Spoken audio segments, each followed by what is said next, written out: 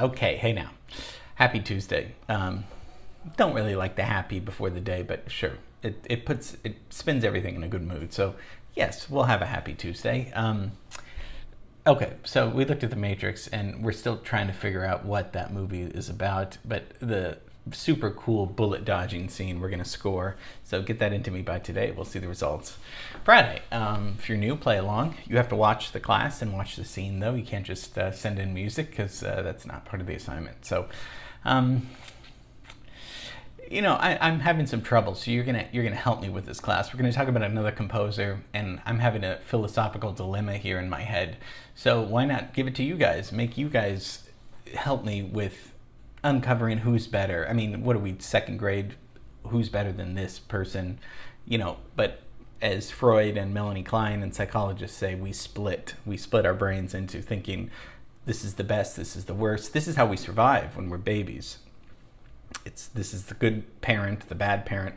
So we always have to, and then the mature thing to do is to say, well, this has good elements, this has bad. It's the world is not black and white, it's gray, right? But we're brought up in a black and white way to think because we need to survive. So once we get past that, and trust me, this gets into what we're going to be talking about today. So I didn't just wake up on the wrong side of the bed. Okay, so today I want to talk to you about a classical composer that is very, very much like Mozart. But I was thinking, why do more people know Mozart than this composer? And is the wrong answer is like, well, because Mozart's better. I don't know. We're going to talk about this today. We're going to be talking about the huge, famous composer Joseph Haydn.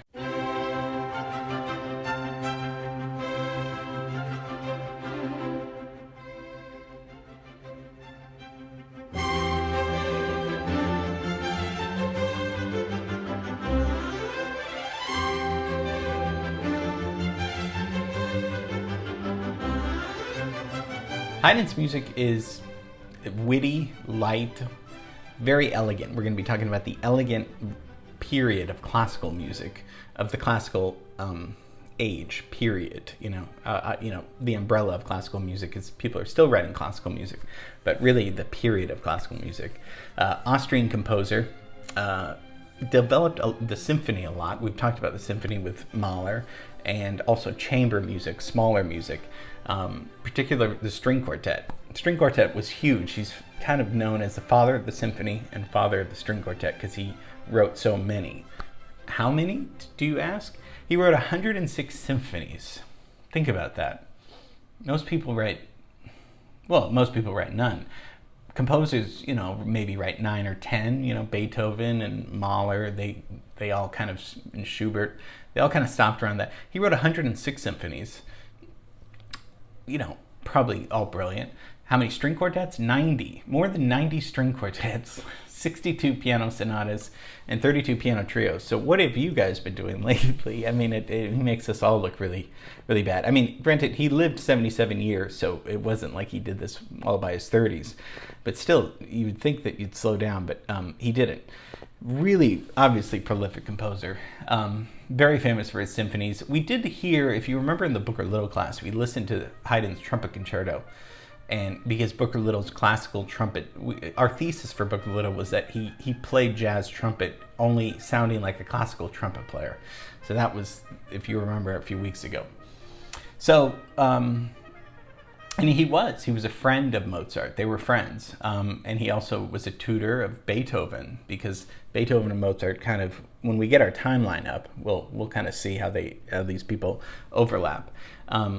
He spent much of his career as a court musician for a wealthy family. So unlike Mozart, who was, died young and poor, Haydn was very well taken care of, and a huge celebrity in his own right. And we've talked about Bach and other composers that got fame hundreds of years later. Well, some people experience fame in their lifetime, and Haydn was one.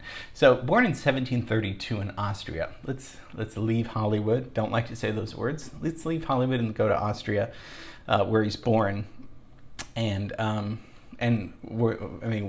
time-wise, where are we talking about? I mean, classical period. So this is after the Baroque, after Bach, Baroque ornamentation. Classical is very pure, right? And this is going to be before the Romantic period, so before Tchaikovsky. I mean, I'm so proud of all the composers we've looked at, because when I say names, I'm getting less and less have to say, well, we'll get to these people. Now we've gotten to a lot of these people, so it's pretty cool. I mean, we did a whole class on Handel. So Handel and Bach are, and Henry Purcell are Baroque composers. Remember Monteverdi, who wrote the first opera? That's like Renaissance music, a long time ago. Classical starts with Haydn, Mozart, Beethoven, Schubert, but then the Romantic is obviously Wagner. I mean, is pure, is bulging with romanticism with Wagner. But we're not there yet. We're not going to be chromatic. We're going to be very, that's why this class will be very, as you can hear, Haydn, very consonant, very pure, good sounding, fun music.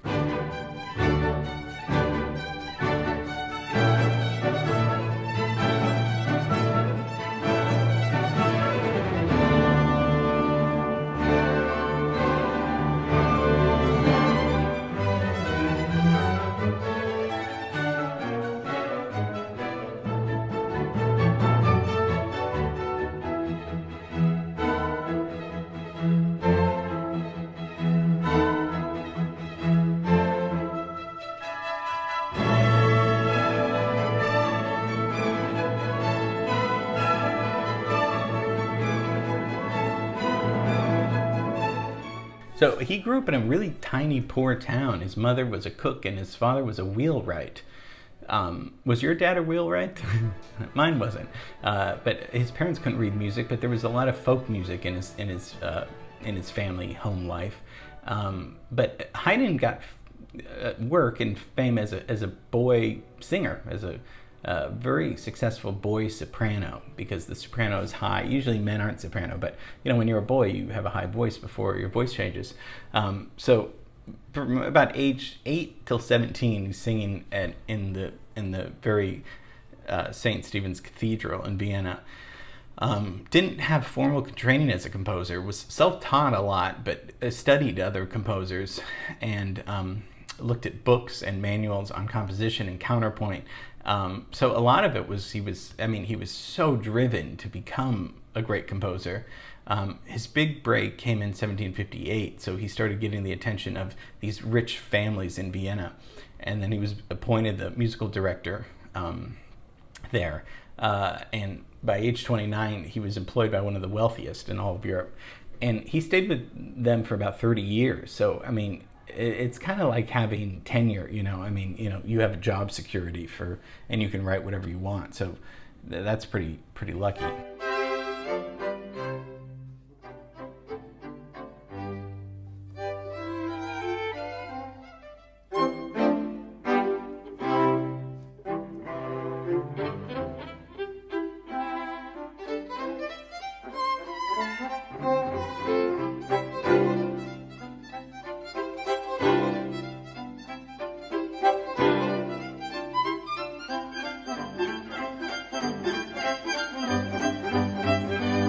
By the 1770s and 1780s, he's one of Europe's leading composers. And this is when Mozart's writing. Beethoven's not writing quite yet. Personality-wise, he had a great sense of humor, supposedly. He liked practical jokes.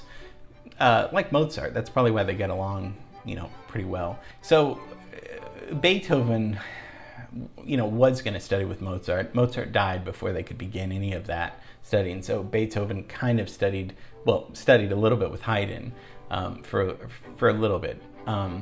When Mozart was 25, he moves to Vienna and he writes string quartets dedicated to Haydn. So they were very in awe of each other and very respectful of each other. Some accounts say that they played string quartets together, which is lovely.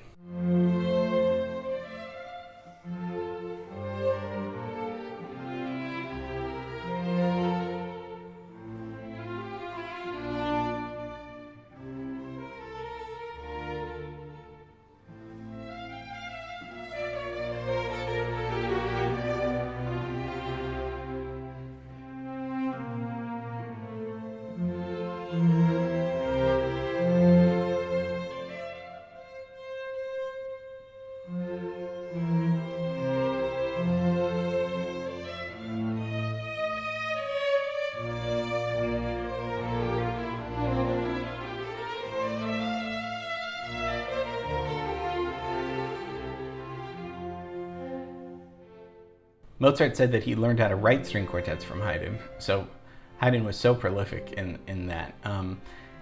And he liked, there was a lot of extreme organization in Haydn's music, and that's what Mozart liked. Mozart kind of veers into a little bit chromaticism sometimes.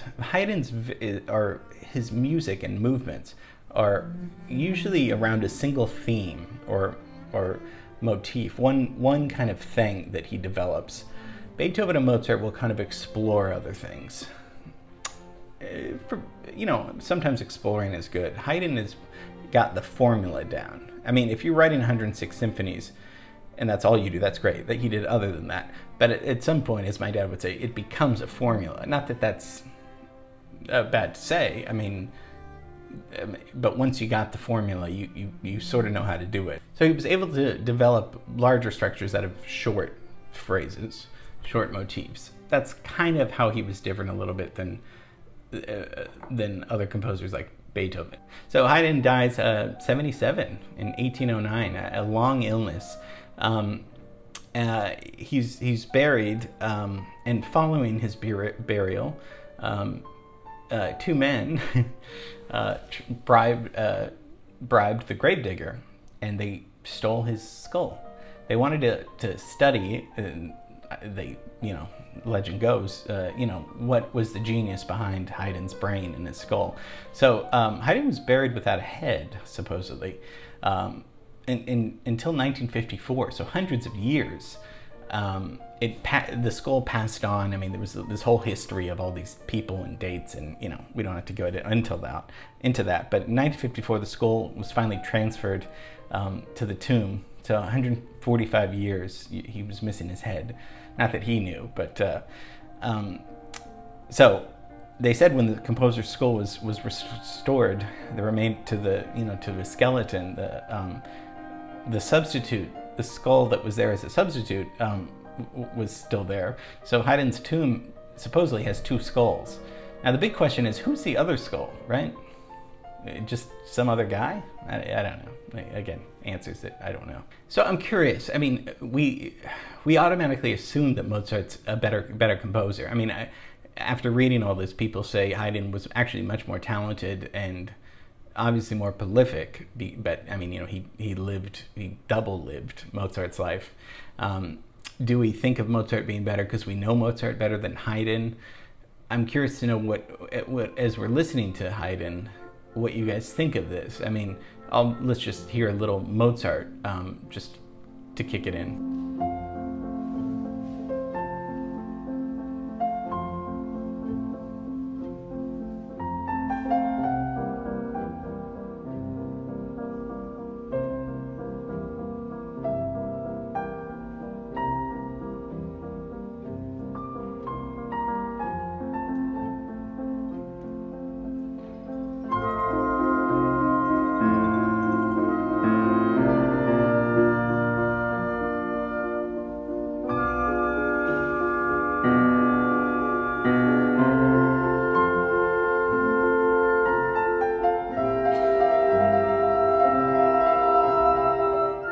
But then that's also something that's familiar. Everyone's heard that piece of Mozart.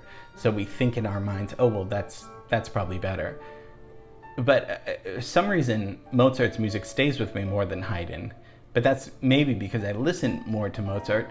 But as I'm listening to Haydn, I'm thinking this is really pleasant, elegant music. But the melodies don't stay with me, at least for me, as strong as they do with Mozart. Maybe that's why we know and revere Mozart more. Not to say he's better, but more memorable perhaps. Like I started the class, I mean, it's ridiculous to use better. There's taste, right? There's just, some people like red, some people like purple. Taste is a good thing to think about, but I mean, if we're kind of thinking about who's more memorable, who's going to live on, and I was just having a small dilemma because I was trying to think of, we have pop artists right now that are, their contemporaries, and it's like, well, who do you like better? And now that hundreds of years have passed, we can kind of think about it as who should we, I guess we should study both of these people, and that's what we've been doing. But perhaps it goes that melody does live on, and maybe Mozart's melodies were a little stronger. this is my taste and my subjective view. Maybe they were a little more memorable somehow, and not to say that Haydn didn't do great things. They both did great things, but I was just trying to think, why do more people know Mozart's name? I mean, he's more famous, but fame doesn't necessarily mean better, you know, just because somebody's more famous, it has nothing to do with their worth. So a little bit of philosophy for Tuesday, for a Classical Tuesday, and mainly I'm concerned about who's the other skull in the tomb, you know? I mean, that's got to be something, I don't know. I won't get caught up because we have to move on with our work, but yeah, that's also another philosophical thing too. And if your skull had to be used, I mean, I guess it would be nice to be used to be close next to Haydn's. I guess that's okay, yeah. Okay, miss you, love you. Thanks for working this out with me. Yeah, and you can let me know your thoughts, because late Haydn and early Mozart sound very similar. I've talked to my mom about this. It's very hard to tell the difference between what composer who's the composer of the piece, because of course they overlapped, but I mean, so again, just, you know, kind of food for thought. Okay, happy Tuesday. Let's do it. Miss you and love you, and I'll see you tomorrow. Okay, bye.